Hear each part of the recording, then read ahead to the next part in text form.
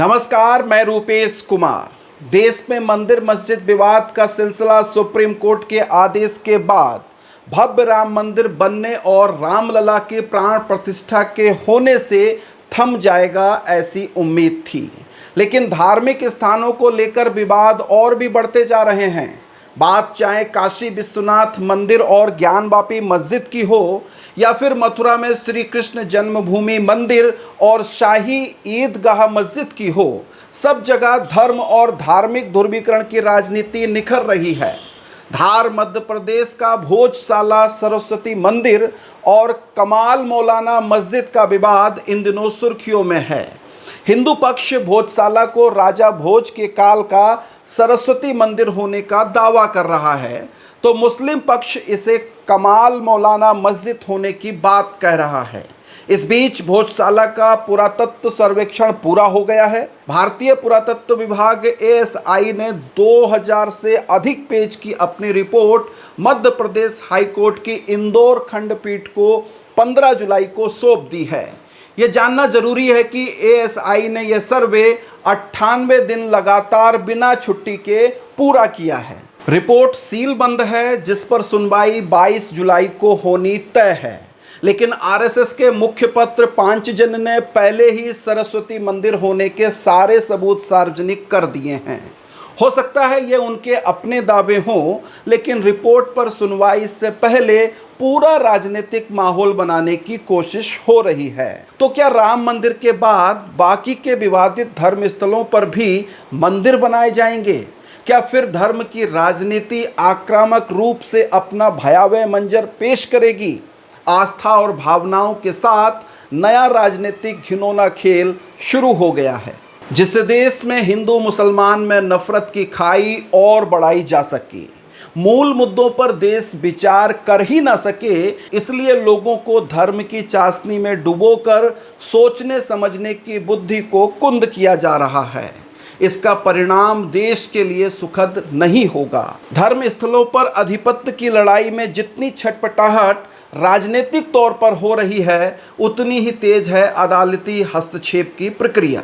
प्रधानमंत्री नरेंद्र मोदी के तीसरे कार्यकाल में भी जरूरी तमाम मुद्दों पर वही धर्म की राजनीति हावी हो गई है। चुनाव के दौरान भाजपा के 400 पार के नारे पर संविधान बदलकर मनुस्मृति राज लागू कर दिए जाने की आशंका विपक्ष के द्वारा व्यक्त की गई थी। भाजपा को बहुमत ना मिलने के बाद भी फिर वही धर्म स्थलों की राजनीति तेज हो गई है। यूं तो धार के भोजशाला का विवाद दशकों पुराना है, लेकिन 2022 में इंदौर हाईकोर्ट में एक जनहित याचिका दायर हुई, जिसने इस पूरे मामले को नया मोड़ दे दिया।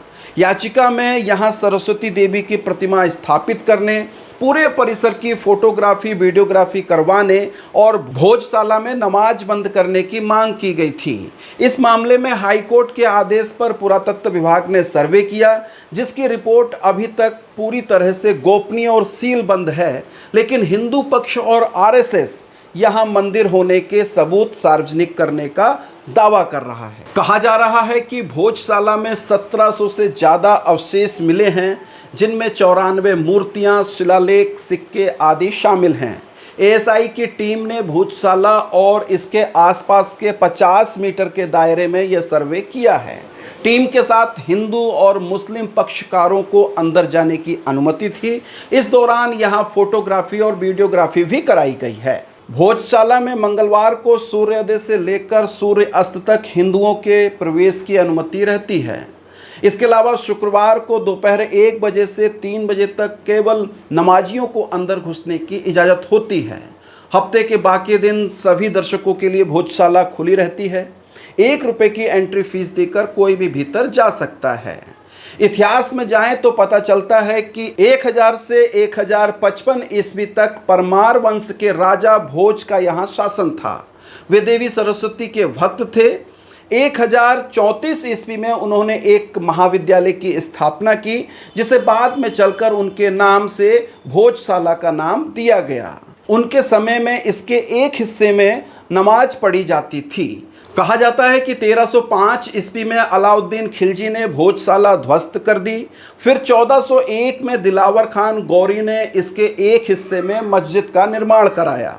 महमूद शाह खिलजी ने 1514 ईस्वी में इसके दूसरे हिस्से में मस्जिद बनवा दी थी। हिंदू पक्षकारों के अनुसार 1875 में यहाँ खुदाई कराई गई, जिसमें सरस्वती की प्रतिमा निकली, जिसे अंग्रेज अफसर किनकेड अपने साथ लंदन ले गए। ये प्रतिमा आज भी लंदन के एक म्यूजियम में दर्ज है, जिसे वापस लाने की मांग कई बार हो चुकी है। साल 1909 में भोजशाला को संरक्षित स्मारक घोषित कर दिया गया।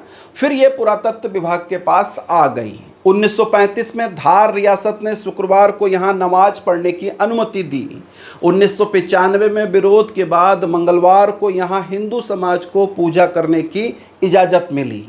12 मई 1997 को भोजशाला आम लोगों के लिए प्रतिबंधित कर दी गई और मंगलवार की पूजा पर भी रोक लगा दी गई।